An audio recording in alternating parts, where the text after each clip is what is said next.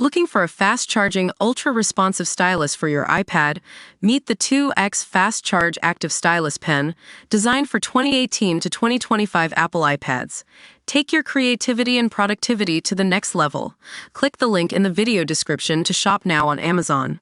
YouTuber who gave killer coke can to world's deadliest tribe to be held in custody for 2 weeks as he faces jail. The YouTuber who gave a can of coke to the world's deadliest tribe is to be held in custody for 2 weeks as he faces jail. Mikhailo Viktorovich Polyakov, 24, risked his life by journeying to North Sentinel Island on Saturday, where unwanted visitors have been killed by flying arrows in the past. The idiotic tourist was arrested after leaving a coconut and can of coke as a peace offering for the tribe. Polyakov managed to evade patrols by the Indian Navy and set off on the risky expedition from Kermadera Beach before boarding his makeshift craft, an inflatable boat with a motor and GPS. He was arrested on March 31 after fishermen spotted him on his return to a hotel where he was staying in the Kalanpur area in Andamans and informed local officials. Polyakov appeared at the district court in Port Blair on Saturday, where a judge remanded him to court custody. He will remain in jail for 2 weeks, the police chief of the archipelago Hargobinder, Singh Dhaliwal, told The Sun. Mr. Dhaliwal said, Polyakov, who had illegally entered the North Sentinel Islands, was produced before the Honorable Court of Chief Judicial Magistrate at Port Blair after completion of his 3 days police custody remand. The court will hear his case again on April 17.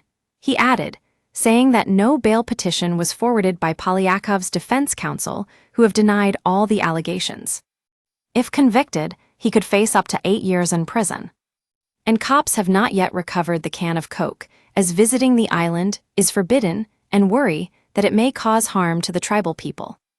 Mr. Dhaliwal added, the islanders won't likely have immunity against such chemical drinks. Elango Dandapani, the lawyer who is representing Polyakov, however denied the allegations, saying the intrepid tourist had made no such trip to the forbidden island. These are only allegations, he is an accused and we are denying these claims. There is no evidence that he visited the island, he told The Sun. He added that the U.S. Embassy was in contact with him. Me Dandapani said, the U.S. Embassy is in touch with me, but they will only provide the assistance, whatever he wants, and not be in a position to influence or interfere in the investigation or the case. They are concerned whether his health is okay. He is being provided legal assistance and other requirements. Tribal Welfare Officer Pranab Sarkar, who raised the alarm, told The Sun that the adventurer was likely inspired by fellow American Chow, was a 26-year-old evangelical Christian who sailed to North Sentinel Island in 2018 on a mission to bring the word of God to this heathen civilization, but was brutally killed. Contacting isolated tribes can be extremely dangerous due to their lack of immunity to common diseases in the outside world. And it could even risk leading to devastating epidemics by transmitting a new kind of bug from them to the rest of the planet. Polyakov's reckless actions have been slammed for putting the safety of the Sentinelese people at risk. The director of Indigenous rights group Survival International, Caroline Pierce, said, it beggars belief that someone could be that reckless and idiotic. This person's actions not only endangered his own life, they put the lives of the entire Sentinelese tribe at risk.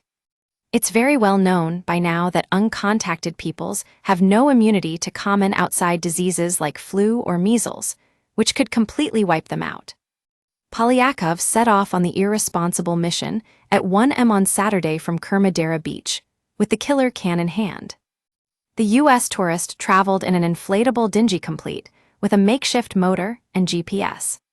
He reached the northeastern shore of the island 9 hours later, at around 10 a.m. From here, he scanned the area using binoculars.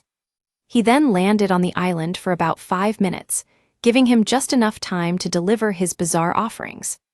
The YouTuber also collected sand samples and recorded a video on his GoPro before leaving on his boat. GoPro footage apparently depicted him, claiming unofficial representation of the U.S. Polyakov remained near the island for another hour, blowing a whistle repeatedly in a crazed attempt to attract attention, but no one responded. He began his return journey at 1 p.m. and returned to Kermadera Beach by 7 p.m., where he was spotted by local fishermen who alerted the cops.